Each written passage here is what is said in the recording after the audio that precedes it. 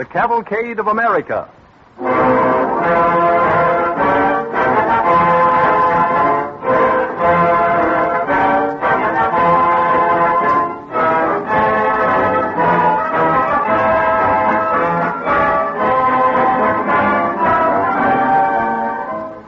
A little 10-year-old boy named Tom wrote this letter not long ago to DuPont, the sponsors of the Cavalcade of America. I like your program. I think we should all realize, even though we're very small, we have a big chance in this big world.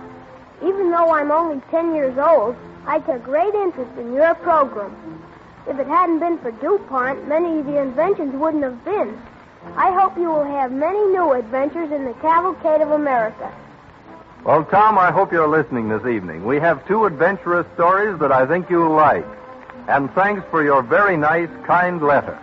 Boys like you, and girls too, make the DuPont research chemists glad that they are able to be of service by creating better things for better living through chemistry.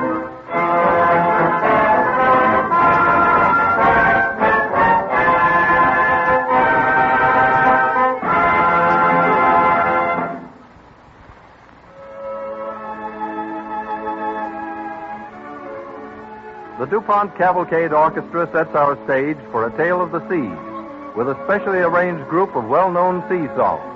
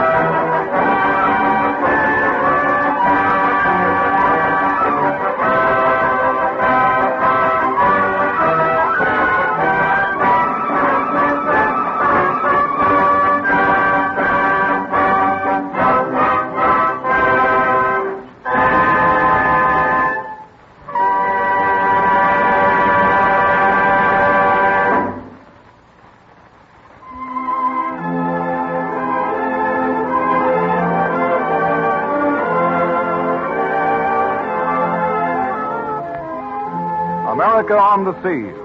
To what better place can one look for so many of the finest traits of American character, for the skill and courage, the gallantry and perseverance, the audacity and bravery that have contributed in such rich measure to the nation's development. Let us turn back to the year 1851. A single word has sped with a mighty roar around the world: gold. Swifter ships are needed to carry food and supplies to the clamoring horde in California, and New England genius is called upon to build them. We find Donald Mackay, one of the greatest of all shipbuilders, with his friend, the poet Henry Wadsworth Longfellow, in Mackay's East Boston shipyard, where a great new ship is being fitted out, the Flying Cloud. So the Flying Cloud is ready for the sea, Donald. Ready and eager to be gone. No more so than our new owners, Mr. Longfellow. Sold already? This beautiful, graceful thing? Aye, she's sold. The Flying Cloud was bought this morning by Messrs. Grinnell, Minford and Company of New York for the California trade. It did not take them 15 minutes to make up their minds once they'd seen her. Yeah, that doesn't surprise me greatly, Donald, if I know anything of ships. Ah, but you're a poet.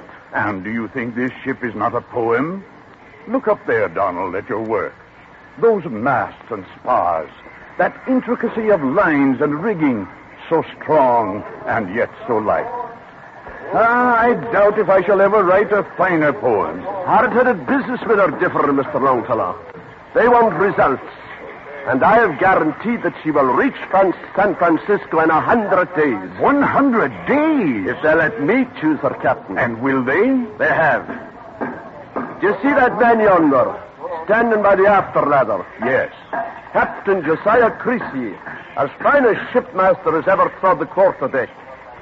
Oh, Captain Creasy! Aye, sir. Come in. My friend Mr. Longfellow wants to shake hands with you, Captain. I do, sir. I envy you greatly, Captain Creasy. What a glorious experience to command this noble ship. But aren't you a little nervous? About what, sir? Making San Francisco in 100 days. Why, it's unheard of. Well, not when Mr. Mackay says it can be done. Mrs. Creasy sails with me, sir, and between us, if we don't put the Flying Cloud in San Francisco within 100 days, well, sir, we'll give up the sea and start to plant potatoes somewhere inland.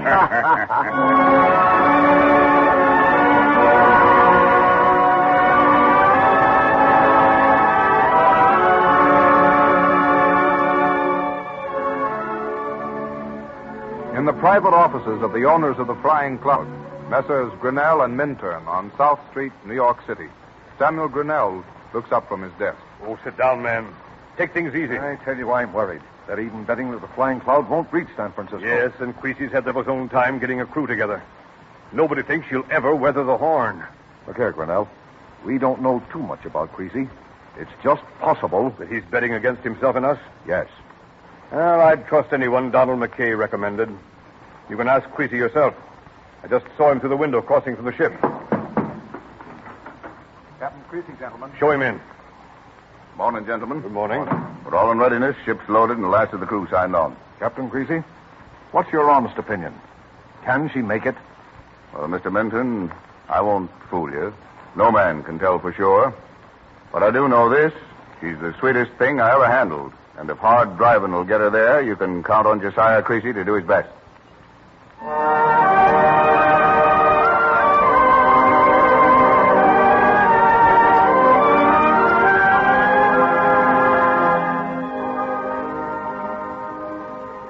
Out past Sandy Hook sails the Flying Cloud, her royals and skysails set, and the crew rigging out her stunsails. Offshore, the breeze freshens. Now to a half gale, then to a gale. But her captain keeps everything on her. 3 days out, on the quarterdeck, Mrs. Creasy is with her husband. There's hard squall coming, Josiah. I see it, Bessie. Here's the helm. Here's the helm. Well, what's wrong, man? The wind's taking charge, sir. Another man aft here at the wheel, Mr. Barrow. Another man at the wheel, sir. Listen to her, Bessie. Jade knows where she's going. She's like a wild young colt, Josiah. Aye, and a handsome one. You hear that, Bessie? Aye. As long as she creaks, she holds. Steady, helmsman. Sir. Well, what is it, Mr. Barrow? It's Captain Creasy, sir. Hadn't we better make ready to shorten sail? Not yet, Mr. Barrow. Yeah, but look aloft, sir. Something will snap. Helmsman, bring her closer to the wind. Closer to the wind, sir. She'll never stand it, Captain. We'll let the ship tell us that itself, Mr. Barrow. My furled course is in a lesser blow, sir. And the glass is falling. Let it fall, Mr. Barrow. Captain Creasy, sir, the men won't stand this. They're too young and green. Mr. Barrow, I'm master of this ship. And I'm keeping every inch of canvas on her till it blows away. They won't ease up while there's an inch of canvas clinging to a yard.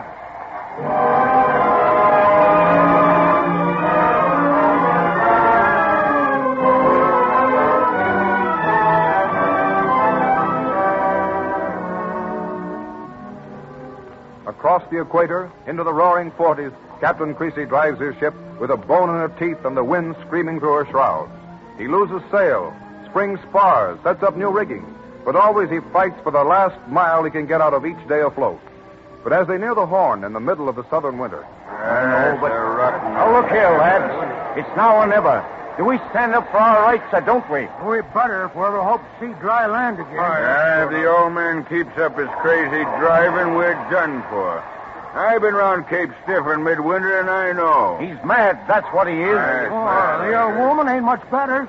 Willing to kill us to clip a few days off the run. All right, then. We stick together. Here's Mr. Barrow. He's with us. What's this mean, men? Oh, wait. Why aren't you at your station? Well, you I'll see, do sir. the talking, boys. We got a complaint to make, Mr. Barrow. We don't hold with the way this ship's being run. Now, that'll do, lads. I can't help you none. I'm in the same position as yourselves, obeying orders. Look here, sir. We're through obeying orders that are as good as suicide. We're going to see the captain. Yes, sir. Come on, man. Mr. Barrow. You please. Aye, sir. We'll go aft with you, sir. Come on, lads. What's this, Mr. Barrow? Why aren't these men on duty? It's this way, Well, Captain. the men are very resentful, sir. Resentful? Of what? The way this ship's being driven, sir. Mutiny, huh? Mr. Barrow, why wasn't I informed of this before? Well, I didn't know, Well, sir. there's no mutiny, Captain. All we ask is reasonable sailing. Reasonable sailing. You'll sail this ship my way or not at all. We're going to make the Golden Gate in 100 days if I have to put you on all irons to do it. Stand back there. I'll stand for none of this. Bessie, I'm here, Josiah. have the boatswain call the after guard. Yes, Josiah. How many of you are mixed up in this? There's not a man aboard. Answer my question. This watch, mainly. We'll see who's sailing this ship. Bessie's the after guard here. They're here, Josiah. Boatswain, take these men aft. Call out the other watch.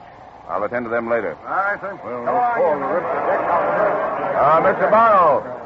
Just a moment. Yes, sir. I have an impression you are in sympathy with the men. Well, sir, you've taken brutal chances. That's all I want to hear. Mr. Barrow, you may consider yourself as supercargo. From now on, Mrs. Creasy will act as mate of the Flying Cloud.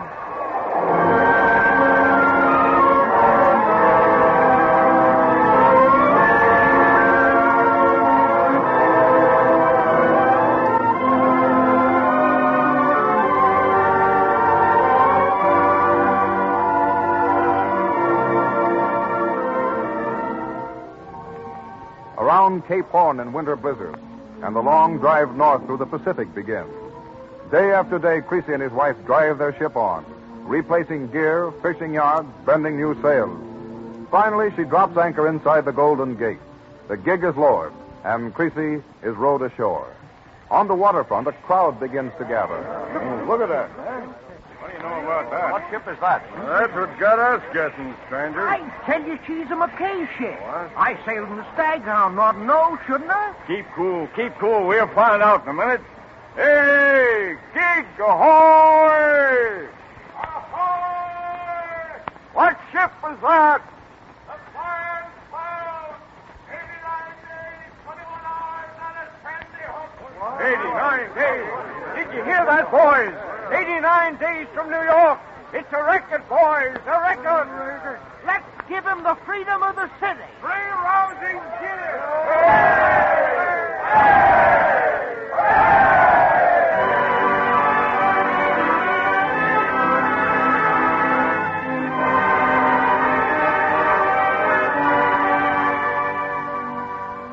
From New York to San Francisco in less than 90 days.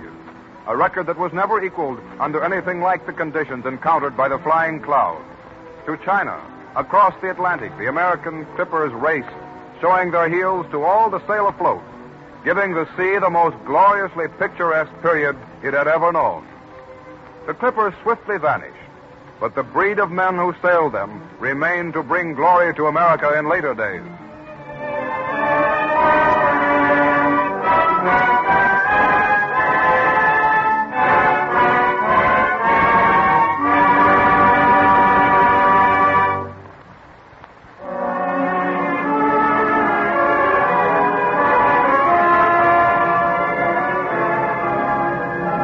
The Cavalcade of America, presented by DuPont, moves on.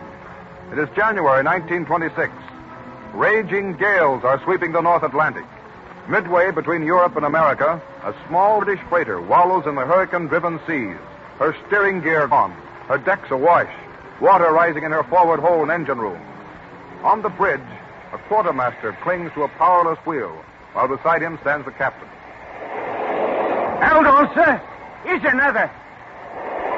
It's getting worse, quartermaster. I see. Your life's gone out of her completely, just like a log she is, sir. Yes, I know. I wonder where Mr. Graham is. Lucky if he ain't washed overboard. The wind's blowing 80 miles or more, Captain. There's Mr. Graham now, sir. I'll slide back the door, sir. Hurry, sir! We lose the pilot out! How are things below, Mr. Graham? They look pretty bad, sir. In what way? The chief won't admit it, but he's given up hope of ever fixing the steering gear. He's got his engines turning over. Yes, but not for long, sir. Water's making in the ash pit. What else? Another lifeboat ripped clean out of the davit, sir. Both forward hatches sprung, and the glass still dropping. It's down to 28.6. Mr. Graham, I don't want to call for help. Is there no hope whatever? I believe not, Captain. And there's 25 men aboard. And our wireless may fail us at any hour now. I suppose you're right, Mr. Graham. Well, send this SOS. British freighter, Antino. Position unknown. Rough latitude 46.1. Rough longitude 39.8.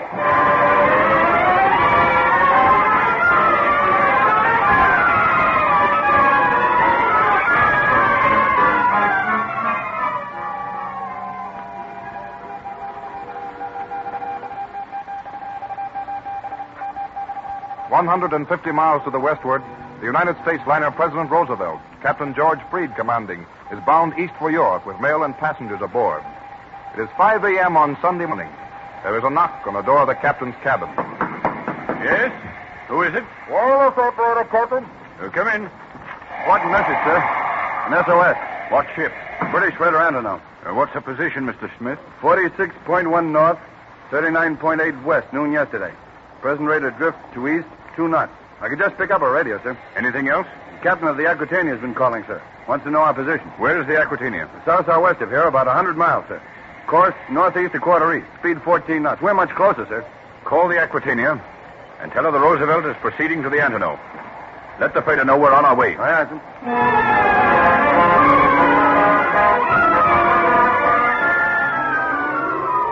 10 hours later, on the Antino, Captain Toes and his first officer are inside the battered bridge, staring out into the swirling pall of snow. Oh, it's hopeless, Mr. Graham. They'll never find us in this snow. Don't say that, sir. We know the Roosevelt's getting closer. And she might come full on us in this murk and never know it. This squall will pass, sir. It's clearer now than it was. That's more comfort, Mr. Graham. It'll be dark before we know it. Our lights are gone. The wireless won't hold another hour. Have we a thing on board to signal with? I have a pocket flashlight, sir. That's all. A pocket flashlight in this weather. Captain, hold that door, man. Captain, sir. Yes? We just heard the steamer's whistle. I swear we did, sir. In what direction? Yeah, we couldn't tell, sir. We heard it twice. Faint like through the storm. Might have been anything, Captain. Don't place much reliance I tell you, we heard it, Mr. Graham. Oh, look. There she is. Head to starboard, sir. I can't see her now. He's right, Captain. He's right. She's almost dead ahead, sir. Less than half a mile away. You'll see her when we lift again.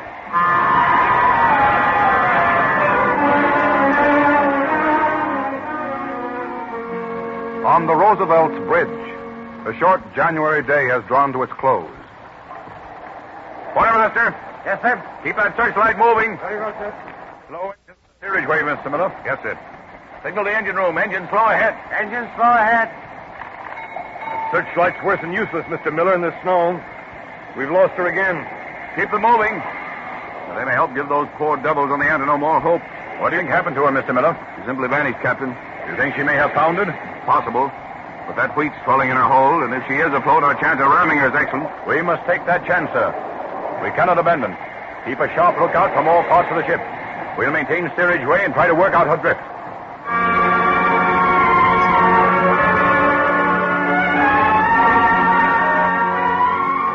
17 hours later, in the Roosevelt's first-class smokeroom, a handful of passengers cling to lashed furniture.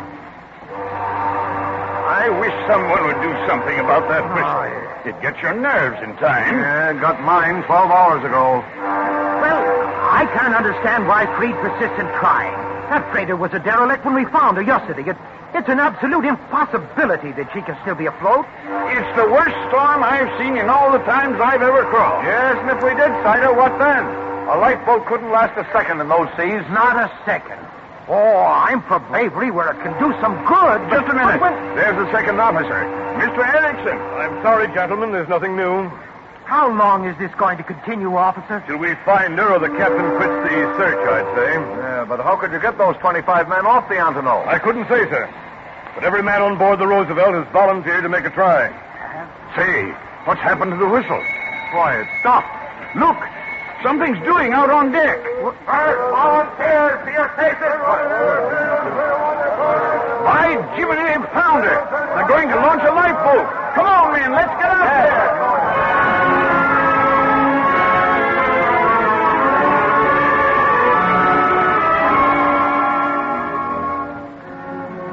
On board the freighter Antelope, 25 half-frozen, despairing men huddle in the shelter of the after-deck house, staring with salt-encrusted eyes at the nearby liner. For 2 days now, they have watched a score of attempts to rescue them. 3 lifeboats smashed, 2 men drowned, lines snapped, gear ripped asunder on the heaving waves. Now another boat is being lowered from the liner, but the 25 aboard the freighter have long since abandoned hope. There's not one chance in 10 million. That boat will founder as the others have. Look at her.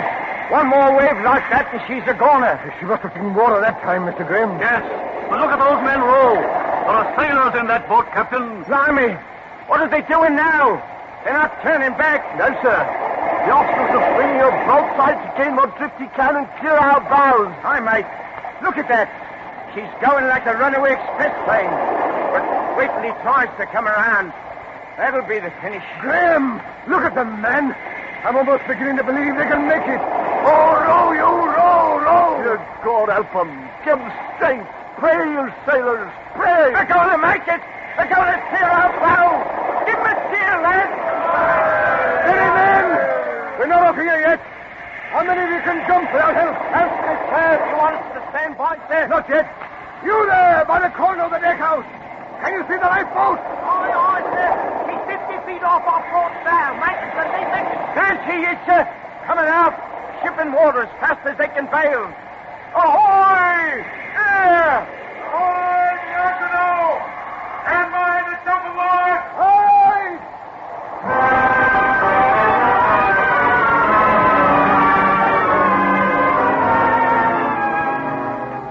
The first lifeboat reaches the liner's side in safety.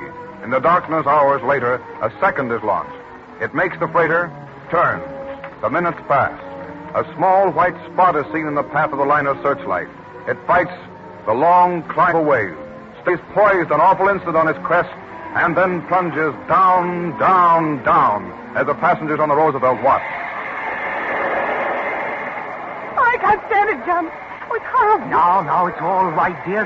They're going to make it. Oh, they must make it. They must. Keep this place clear. Oh, John. No, it's all right. We're not in the way here, dear.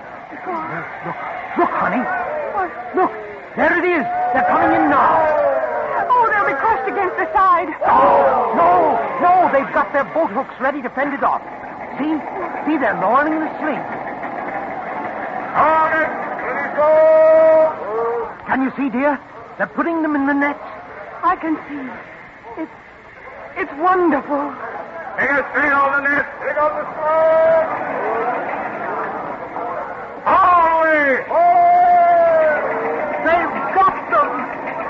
coming on deck. Oh, they're safe. They're safe.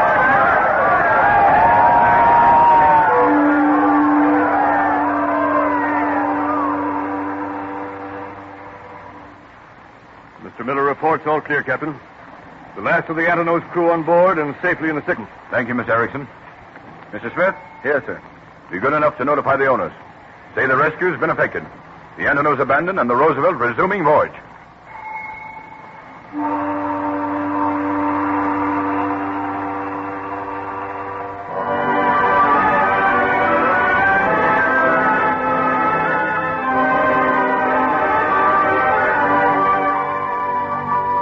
From the days when the New England fishermen first built their barks and sailed north to the Newfoundland banks, down to the present age of steel and speed, the character of the men who manned the ships has been the same: courageous and skillful, gallant and persevering, audacious and brave. Heroes of the sea, the Cavalcade of America salute you.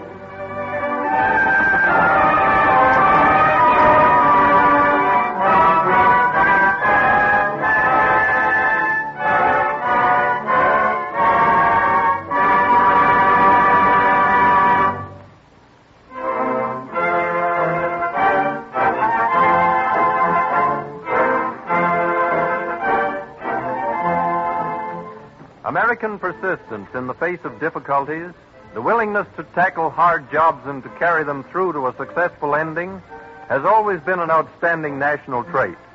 This spirit exists on land and sea, on farms, in cities, and among other places in chemical laboratories. Nothing illustrates the enterprise of chemists better than the story of cotton, that useful crop of our great southern states. I'm reminded of a motor trip I once took through a section of the South at cotton picking time. "There's your wife's dress for next summer," I said to my traveling companion, pointing at some acres of white fluff. "Well, maybe so," he said, "and maybe it's part of your next year's automobile." Then he told me that Duco, the durable, glossy finish of so many fine cars, is based on cellulose obtained from cotton. Cellulose is the fiber forming the structure of most plants, and there seems to be no limit to the magic chemists perform with it. As far as automobiles are concerned, every time you look through a windshield or window of safety glass, you're looking through cotton. Because safety glass really is a sandwich of transparent cellulose plastic between two sheets of glass. Pyrolin is DuPont's name for one of these plastics, and it's also used for making an almost endless number of other things, from toilet articles to scuffless heels for women's shoes, from jewel cases to toothbrush handles. And curiously enough, every year, millions of yards of luxurious rayon are produced from cotton cellulose. This gives you some idea about the importance of cotton to you and the importance of chemistry to cotton. As someone truly said, the future of the South lies in chemistry. These products are visible illustrations of the way DuPont's chemical research creates better things for better living through chemistry.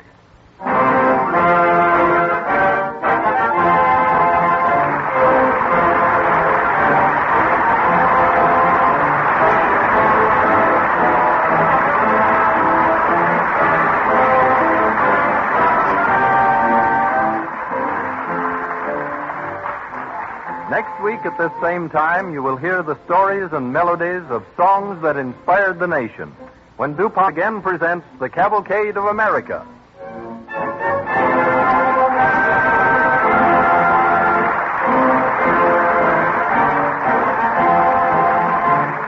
This is the Columbia Broadcasting System.